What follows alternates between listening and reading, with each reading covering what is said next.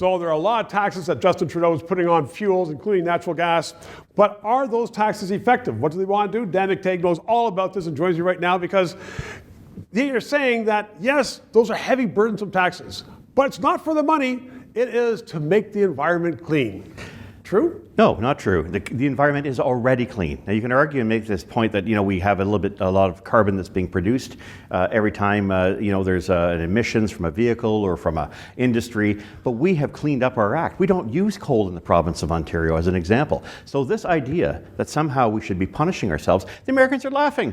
They got rid of all their coal plants after 2005, so they can meet any target. Well, so are the Chinese, and so are the Indians. And that's the point. We could be helping the Chinese, we could be helping the Indians by selling natural gas. Yes. Exactly. But we have people in this country who say we should be blocking pipelines. Worse, we have a prime minister in 2015 said, I signed an agreement that says even if you were to reduce the amount of international global emissions and by getting China to stop building the extra 150 coal plants, you still don't get credit for selling them natural gas to stop them from doing it. So how's it going to impact individual households in Canada? Wow. I know it's a big question, but for instance, Newfoundland. Well, you pick Newfoundland, let's start at the East Coast, $1,000 more a year by 2030 because they have to use heating fuel to keep their homes warm during the winter. They don't have a natural gas pipeline going across the straits into that region.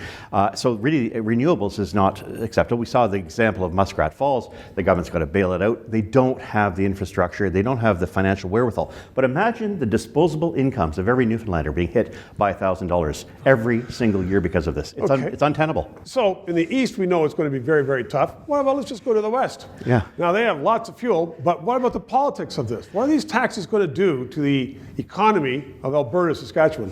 Well, it's going to shut down the economy as it's been continuing to do. Investments have left Alberta to a large extent and our resource-based sector. What concerns me is not so much that the government's been successful in blocking pipelines, Bill C-48, Bill C-69, I won't get into the details, and allowing and permitting. We don't have 5 hours. Well, and permitting pipeline blockages left and right, even before the pandemic broke. When you lose that kind of capital in your country that's no longer invested, you're no longer selling products to the rest of the world. Your number one export is oil and gas. You lose that, how are you going to pay down the $400 billion tab you just rang up in the past 9 months? You can't and won't. And we could help the world if we were selling natural gas to China. We signed a bad agreement. We should come back and say, we're all in this together. We've heard that many times. Let's get China, let's get India's emissions down, and we have the solution. We're the closest country that can do it. Let's sell them a lot more LNG.